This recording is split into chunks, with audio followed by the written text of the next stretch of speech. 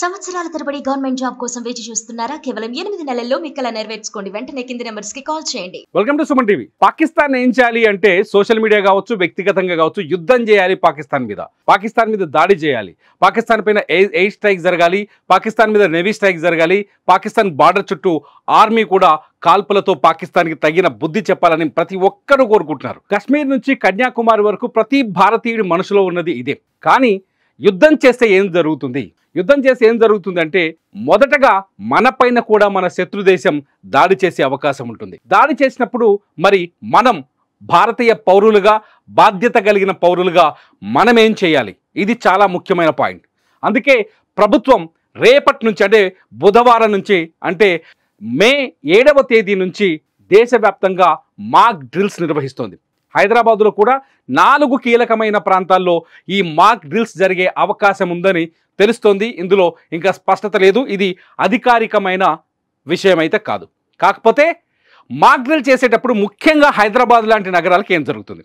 ఒకవేళ మనం పాకిస్తాన్తో యుద్ధం చేస్తే హైదరాబాద్కి ఏమైనా ముప్పు ఉందా అనే ప్రశ్న ఇక్కడ మనం వేసుకోవాల్సిన అవసరం ఉంది. చాలా వరకు ఎస్ అనే ఆలోచనతోటే ఉండాలి, ఎస్ అనే భావించాలి. ముప్పుండే ప్రమాదం ఉందని మాత్రం గమనించాలి. చాలామంది నిపుణులు కూడా ఈ మాట చెప్తారు. ఎందుకంటే పాకిస్తాన్ ఒకవేళ యుద్ధం చేస్తే హైదరాబాద్ని టార్గెట్ చేసే అవకాశాలు ఖచ్చితంగా ఉంటాయి. ఎందుకంటే రక్షణకు సంబంధించిన అనేక విభాగాలు, అనేక సంస్థలు మన హైదరాబాద్లోనే ఉన్నాయి. కాబట్టి పాకిస్తాన్ కావచ్చు, ఏ శత్రు దేశమైనా మొదటి దాడి హైదరాబాద్ మీద చేయాలనే ఆలోచనతోనే ఉంటుంది. ఈ విషయాన్ని మనం ఖచ్చితంగా గమనించాల్సిందే. అయితే హైదరాబాద్ నగరం లాంటి నగరాలపై ఎక్కడో ఉన్న పాకిస్తాన్ ఎలా దాడి చేస్తుంది? మనకేమవుతుంది? కాశ్మీర్లో యుద్ధం అవుతుంది, మనకేమవుతుంది? కాశ్మీర్లో అయింది కాబట్టి మనం పాకిస్తాన్ పైన దాడి ఏమందాం, మనకేమవుతుంది అనే ఆలోచనతో చాలామంది సామాన్యులు ఉండొచ్చు. మొబైల్ చూస్తున్న నువ్వు కూడా, మీరు కూడా అదే ఆలోచనతో ఉండొచ్చు. నిజంగా మీ ఆలోచన అదైతే ఖచ్చితంగా ఈ వీడియో కింద కామెంట్ చేయండి. కానీ ముఖ్యంగా మనం రష్యా ఉక్రెయిన్ యుద్ధాన్ని చూసుకుంటే, అజర్బైజాన్ ఆర్మేనియా యుద్ధాన్ని చూసుకుంటే, ఒకసారి చూస్తే అక్కడ జరిగే దాడులన్నీ వైమానిక దాడులే. ఈ కాలంలో ఏ యుద్ధం జరిగినా విమానాలతోటే బాంబుల మోత మోగిస్తారు, బాంబులకు కొమ్మరించి వెళ్ళిపోతారు, మిసైల్స్తో అటాక్ చేస్తారు. అధునాతన మిసైల్స్ తయారు చేసే అన్ని దేశాలు టార్గెట్ ఫిక్స్ చేసి కొడితే ఎక్కడైనా తాకుతుంది. ఒకవేళ మన భాగ్యనగరం లాంటి నగరాలపైన హైదరాబాద్ కావచ్చు, బెంగళూరు కావచ్చు, చెన్నై కావచ్చు, కలకత్తా కావచ్చు, ముంబై కావచ్చు, పూణే కావచ్చు, ఢిల్లీ కావచ్చు, ఇటువంటి కీలకమైన నగరాలపైన టార్గెట్ చేసి బాంబు దాడులు జరిగే అవకాశాలు ఉండొచ్చు ఒకవేళ ఇండియా పాకిస్తాన్ యుద్ధం జరిగితే. అయితే మన హైదరాబాద్ పైన టార్గెట్ ఉందా అంటే ఉంది అనే భావించాలి. అందుకే హైదరాబాద్లో కూడా కేంద్రం రక్షణ శాఖ మాక్ డ్రిల్ ఏర్పాటు చేసింది. మాక్ డ్రిల్లో ముఖ్యమైనది ఎయిర్ స్ట్రైక్ జరిగినప్పుడు ఏం చేయాలి. ఒకవేళ విమానాలు వచ్చి మన భాగ్యనగరం పైన బాంబుల దాడులకు పాల్పడుతున్నప్పుడు, మనం హైదరాబాద్లో మనం దాదాపు 1.5 పైగా జనాభా ఉన్నాం. ఒక హైదరాబాద్ నగరంలోనే మనం ఎంత బాధ్యతగా వ్యవహరించాలంటే మొట్టమొదటిగా ఏం చేయాలనే విషయాన్ని చెప్తాను, నోట్ చేసుకోండి. ఎయిర్ స్ట్రైక్ జరిగినప్పుడు మనం ఖచ్చితంగా ఒక సేఫెస్ట్ ప్లేస్ను చూసుకోవాలి. ఈ పాయింట్ చాలా ప్రతి ఒక్కరూ గుర్తుంచుకోవాలి. పాయింట్ నెంబర్ 1, సేఫ్ జోన్ను చూసుకోవాలి. సేఫ్ జోన్ ఏంటంటే యుద్ధాలు అంటే రెగ్యులర్గా ఎయిర్ స్ట్రైక్ జరిగే ప్రాంతాల్లో బంకర్లు ఉంటాయి. మనలాంటి హైదరాబాద్ నగరాలు అయితే బంకర్లు ఉండవు. కాబట్టి మందపాటి గోడలున్న ఇళ్లలో, లేకపోతే సింగిల్ హౌజెస్ ఉంటాయి కదా, ఇండివిజువల్ హౌజులు ఉంటే బాత్రూమ్ లాంటి ఏరియాలో దాక్కోవాలి అని మన కొంత గత అనుభవాలతో కానీ మిలిటరీ నుంచి కానీ సూచించే అవకాశాలు ఉన్నాయి. సో సింపుల్గా చెప్పాలంటే సేఫ్ జోన్లో మనం ఉండాలి. సేఫ్ జోన్లో ఉన్నప్పుడే మనం బాంబు దాడుల నుంచి తప్పించుకుంటాం. First of all air strike జరిగేటప్పుడు ఒక సైరన్ మోగుతుంది. ఆ సైరన్ మోగ్గానే మనం బంకర్లు ఉంటే బంకర్లోకి పరిగెత్తాలి, లేదంటే సేఫ్గా ఉండే బిల్డింగ్లోకి వెళ్ళి దాక్కోవాలి. ఆ దాక్కున్న తర్వాత తదుపరి ఆదేశాలు వచ్చే వరకు ఆ బంగ్లాల నుంచి కానీ ఆ ప్రాంతం నుంచి కానీ ఎవరు బయటకు రావడానికి వీల్లేదు. గోడలు అంటే మందంగా ఉండే ప్రాంతాన్ని ఎంచుకోవాలని చెప్తున్నాను. ఇకపోతే తలుపులు, కిటికీలు మనం ఏదైనా ఇంట్లో దాచుకుంటాం కదా. రెండో పాయింట్ ఏంటంటే ఏదైనా ఉంటే తలుపులు, కిటికీలు. రెండో పాయింట్ దగ్గరకు వస్తే తలుపులు, కిటికీలని మూసేయాలి. తలుపులు, కిటికీలను మూసేసి వాటికి దూరంగా ఉండాలి. ఏదైనా ఇంట్లో దాచుకోమని చెప్తున్నారు కదా, తలుపులు, కిటికీలకి దూరంగా మూసేయాలి. వాటికి దూరంగా ఉండాలి. ముఖ్యంగా గాజు పెంకలు, గాజు డోర్లు ఉన్న వాళ్ళు, ఆ ఇళ్ళకు ఉన్న వాళ్ళు జాగ్రత్తగా ఉండాలి. గ్లాస్ మెటీరియల్తో మనం ఇంటి డోర్లో లేకపోతే విండోస్లో లేకపోతే బిల్డింగ్ చుట్టూ గ్లాస్ చేయించుకొని ఉంటాం కదా, అటువంటి వాళ్ళు ఆ గ్లాస్కి దూరమైన ప్రాంతంలో ఉండాలి. ఎందుకంటే ఎయిర్ స్ట్రైక్ కానీ బాంబు కానీ మిస్సైల్ కానీ పడ్డప్పుడు దాని ప్రభావం చాలా భయంకరంగా ఉంటుంది. కాబట్టి మన ఇంట్లో ఉండే గ్లాసే మనని గాయపరిచే అవకాశం ఎక్కువగా ఉంటుంది, ఎక్కువగా ప్రభావం కనిపిస్తుంది. కాబట్టి గ్లాస్ డోర్లు ఉన్న చోట ఖచ్చితంగా దూరంగా ఉండడం చాలా మంచిది. మూడోది అత్యంత కీలకమైన ప్రాంతం, మనని మనం తలదాచుకోవాలి.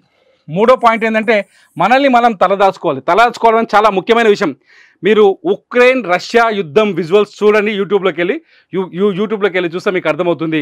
యుద్ధ సమయంలో ఏం జరుగుతుందంటే తలపైన కవర్ కప్పుకోవడమో లేకపోతే ఒక క్లాత్ వేసుకొని మెడ ప్రాంతాన్ని పూర్తిగా కవర్ చేసుకోవాలంటే మనం మనుషులం కాదు అనే విషయాన్ని శాటిలైట్ ద్వారానో లేకపోతే వాళ్ళ శత్రు నిఘా వ్యవస్థ మనం పసిగట్టకుండా ఉండడం కోసం పరిగెత్తడానికో లేకపోతే దాచుకోవడానికి వెళ్ళినప్పుడు ఖచ్చితంగా మన తల భాగాన్ని ఇదంతా మనం 100% కవర్ చేసుకోవాలి అనేది ఒక సూచనగా కనిపిస్తుంది. కవర్ చేసుకున్నప్పుడు మనం ఏం చేస్తామంటే యుద్ధం అంటే మనల్ని శత్రుదేశం వెంటనే పసిగట్టే జనం ఇక ఎక్కువగా ఉన్నాడు, ఇక్కడ ప్రాణ నష్టం కలిగించవచ్చు అనే ఆలోచన రాకుండా ఆ ఆలోచన నుంచి మనం ఎస్కేప్ అయ్యే అవకాశం ఉంటుంది. ఇకపోతే మీడియా కానీ వాట్సాప్లో కానీ రక్షణ శాఖ కానీ ఎవరైనా అధికారిక సమాచారాన్ని మాత్రమే ఫాలో అవ్వాలి. అధికారిక సమాచారాన్ని 100% ఫాలో చేయాలి. ఏదైనా ఇన్సిడెంట్ జరిగినప్పుడు బాంబ్ స్ట్రైకో లేకపోతే బాంబ్ పడడమో లేకపోతే దాడి జరిగినప్పుడు బాంబు పేలడమో ఏదైనా జరిగినప్పుడు అధికారిక సమాచారాన్ని మాత్రమే నమ్మాలి. అనధికారికంగా వాట్సాప్ సమాచారాలు, వాట్సాప్లో ఇటువంటి ఏ మెసేజ్ని నమ్మి మనం దానికి తగ్గట్టుగా ప్రవర్తించకూడదు. అధికారులు ప్రభుత్వం ఎటువంటి సూచన చేస్తుందో ఆ సూచనల్ని 100% పాటించాలి. పాటించకపోతే అవి తప్పుదారి పట్టించి మళ్ళీ మనం శత్రువులకి టార్గెట్ అయ్యే అవకాశం ఉంటుంది. మూడో పాయింట్ ఇతరులకు సహాయం చేయాలి. యుద్ధ సమయంలో చాలా కీలకమైన విషయం. అది ఆర్మీ దాడి కావచ్చు, ఎయిర్ స్ట్రైక్స్ కావచ్చు, ఇంకో దాడి కావచ్చు. ఏ దాడి జరిగినా మన తోటి మనుషులకి వాళ్ళ కులం, మతం, ప్రాంతం అనే తేడా లేకుండా అందరికీ సహాయం చేయాలి. సహాయం అంటే మన దగ్గర ఉన్న ఫుడ్ పెట్టచ్చు వాళ్ళకి, లేకపోతే ఏమైనా గాయాలైతే ఫస్ట్ ఎయిడ్ చేయొచ్చు. డాక్టర్లు, వైద్య బృందాలు ఆటోమేటిక్గా మన యుద్ధ ప్రాంతాల్లోకి వచ్చేస్తాయి, వాళ్ళకి కమ్యూనికేషన్ చేయొచ్చు. మనకు తోచిన సహాయం ఖచ్చితంగా తోటి వారికి సహాయం చేయాలి. అత్యంత ఇంపార్టెంట్ పాయింట్, సిక్స్త్ పాయింట్ ఏంటంటే ఎట్టి పరిస్థితుల్లోనూ అధికారులు చెప్పే వరకు మనం సేఫ్గా ఉన్న స్థావరాల్లోంచి బయటకు రాకూడదు. ఇది చాలా ముఖ్యమైన పాయింట్. యుద్ధ పరిస్థితుల్లో పాటించాల్సిన ముఖ్యమైన పాయింట్ ఏంటంటే అధికారులు కావచ్చు, ప్రభుత్వం కావచ్చు, వాళ్ళు చెప్పే వరకు ఎట్టి పరిస్థితుల్లో బయటకి రాకూడదు. మనం సేఫ్ జోన్లో ఉన్న ప్లేస్ నుంచి బయటకు రాకూడదు. ఎందుకంటే మనల్ని తప్పుదో పట్టించడానికి రకరకాల ప్రయత్నాలు జరగవచ్చు. కాబట్టి ఎట్టి పరిస్థితుల్లో అధికారిక సమాచారం వస్తేనే ఇళ్లలోంచి బయటికి రావాలి. లేదంటే ఇంకో ఎయిర్ స్ట్రైక్ జరిగే అవకాశం ఉండొచ్చు, ఇంకొక ఎయిర్ స్ట్రైక్ జరిగే అవకాశం చాలా మెండుగా ఉండొచ్చు. సో అధికారిక సమాచారం వచ్చే వరకు ఇళ్లలోంచి రాకూడదు. సో యుద్ధాన్ని మనం ఎంతగా కోరుకుంటున్నామో యుద్ధం జరిగే సమయంలో మనం ఇటువంటి జాగ్రత్తలు తీసుకోవాల్సిన అవసరం ఉంది. మన హైదరాబాద్ లాంటి నగరం కూడా ఒకవేళ ఇండియా పాకిస్తాన్ యుద్ధం మొదలైతే మన భాగ్యనగరం కూడా టార్గెట్ అవ్వచ్చు. ముంబై టార్గెట్ అవ్వచ్చు, ఢిల్లీ టార్గెట్ అవ్వచ్చు, పూణే టార్గెట్ అవ్వచ్చు, బెంగళూరు, కొచ్చి టార్గెట్ అవ్వచ్చు, విశాఖపట్నం టార్గెట్ అవ్వచ్చు, విజయవాడ టార్గెట్ అవ్వచ్చు, తమిళనాడులో చెన్నై టార్గెట్ అవ్వచ్చు. కీలక పట్టణాలన్నింటినీ టార్గెట్లో పెట్టవచ్చు. ఆల్రెడీ పాకిస్తాన్ చెప్తుంది మా దగ్గర 130 అణుబాంబులు ఉన్నాయని చెప్పేసి. సో ఎట్టి పరిస్థితుల్లోనూ యుద్ధం, ఇప్పటివరకు భారతదేశానికి యుద్ధం ఎక్స్పీరియన్స్ లేదు, ఇది భారతీయులుగా మనకు లేదు. కానీ పాకిస్తాన్తో 3 యుద్ధాలైనాయి. కానీ యుద్ధం జరిగేటప్పుడు మనం ఎలా ఉండాలి అనేది మాత్రం చాలా ముఖ్యమైన విషయం. దయచేసి సోషల్ మీడియాలో వచ్చే అబద్ధపు కథనాలను కానీ అబద్ధపు వీడియో సమాచారాన్ని కానీ నమ్మొద్దు, పుకార్లను నమ్మొద్దు. ముఖ్యంగా యుద్ధ సమయంలో కేవలం ప్రభుత్వం అధికారికంగా ఇచ్చే సమాచారాన్ని నమ్మాలి. మరి మీరు బాధ్యత గల పౌరులుగా ఉంటారా? పాకిస్తాన్పై పగ తీర్చుకోవాలని, యుద్ధం చేయాలని కోరుకునే మీరు బాధ్యత గల పౌరులుగా నిలబడి ఈ దేశ ప్రభుత్వానికి, ఈ దేశ ఆర్మీకి, ఈ దేశ నేవీకి, ఈ దేశ ఎయిర్ ఫోర్స్కి మద్దతుగా నిలబడతారా? నిలబడే ప్రతి ఒక్కరూ ఈ వీడియో కింద కామెంట్ చేయండి. చూస్తూనే ఉండండి సుమన్ టీవీ.